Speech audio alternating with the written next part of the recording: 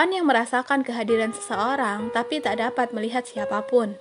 Ia mendengar panggilan yang ternyata adalah Gangtan yang berada di balik dimensi. Dari episode sebelumnya, Johan dan Miho terjebak di dalam hutan, melihat monster yang menyerupai kelabang dan pohon muncul. Terlihat Suyon di tengah monster tersebut yang ingin membalas dendam. Fan datang tepat waktu menyelamatkan Miho. Mereka berdebat untuk menyelamatkan Suyon di tengah kesulitan Johan. Suyon yang marah ke Miho karena berusaha menghalanginya balas dendam. Miho berusaha meyakinkan Suyon agar berhenti, ia yang akan membantunya. Monster menyerang Miho, Fan berubah menjadi iblis untuk menyelamatkan Miho. Miho berusaha meraih Suyon, menjelaskan bahwa ia salah telah meminta bantuan Benjol. Karena ia tak akan membantunya, malah akan membuatnya menderita. Ia yang akan membalaskan dendam Suyon.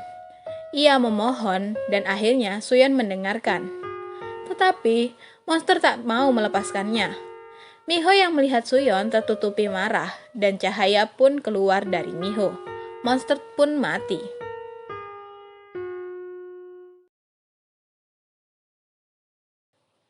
Mereka membawa Suyon kembali ke kamarnya. Miho yang tegang tiba-tiba pingsan dan dibawa ke rumah sakit. Sebangunnya Miho, ia mencari Suyon untuk melihat keadaannya. Suyon tertidur, padahal kondisinya baik dan tak ada masalah sedikit pun. Dokter hanya menunggunya bangun. Setibanya Johan, Miho langsung menginterogasinya. Siapa sebenarnya dirinya? Ia harus menceritakan semuanya.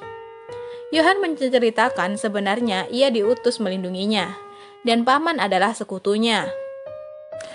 Fan mendengarkan nenek yang sedang marah. Bagaimana arwah suci Tamra pun bisa tercemar? Tak bisa dipercaya, bahkan semua itu terjadi. Mereka semakin licik, tapi kau harus melawan mereka sendirian. Ia takut Fan akan tercemar juga dengan iblis, seperti sebelumnya. Ia merasakan kekuatan Munjeong yang luar biasa itu adalah kabar baik.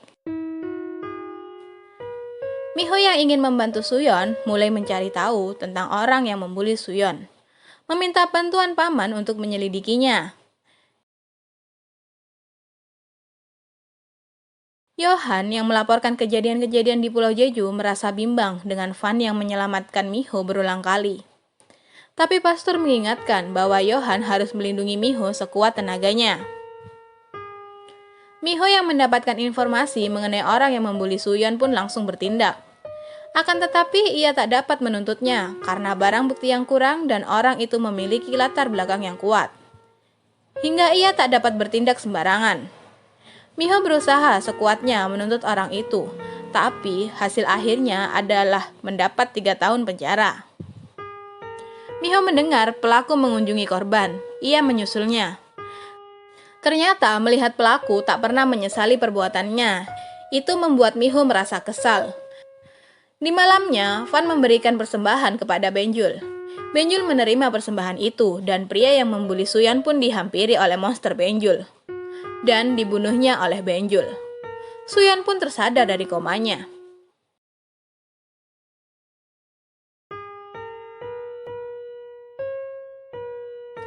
Di sekolah, tetua menemui Miho karena penasaran dengannya.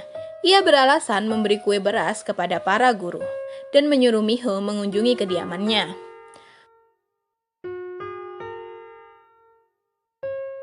Fan pun menemui nenek dan bercanda di tengah lapangan.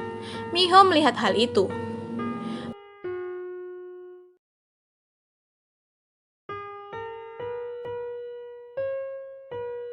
Miho mengajak Fan makan ayam keju dan menanyakan apakah Fan mengenal nenek dengan sangat baik. Di malamnya, Miho mendengar kabar bahwa orang yang membuli Suyon telah mati. Di tengah malam, Miho menemui Fan dan merasa semua hal aneh telah terjadi. Miho memberikan ponsel pada Fan dengan mengejek apakah Fan bisa menggunakannya.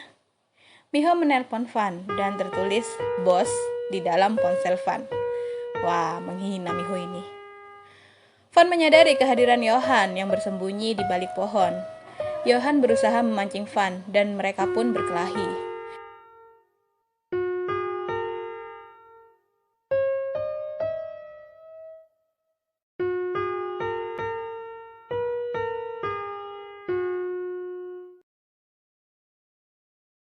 Johan memancing Van ke dalam gedung. Ia telah menyiapkan banyak jebakan untuk Van. Van datang tanpa merasa takut sedikit pun. Johan mengikat Van dan merukiahnya hingga Van menunjukkan wajah iblisnya.